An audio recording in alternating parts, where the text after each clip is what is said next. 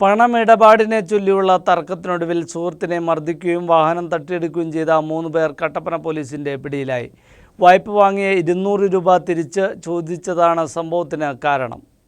ബുധനാഴ്ച ഉച്ചയോടെയാണ് സംഭവം. മുളകരമേട് ആലപ്പുരയ്ക്കൽ ശരത് രാജീവിനെ വായ്പ വാങ്ങിയ 200 രൂപ തിരികെ ആവശ്യപ്പെടുകയും തുടർന്ന് സുഹൃത്തുക്കളായ 3 പേർ ചേർന്ന് ശരത്തിനെ മർദ്ദിക്കുകയും പിന്നീട് ഇയാളുടെ സ്കൂട്ടർ തട്ടിയെടുക്കുകയുമായിരുന്നു.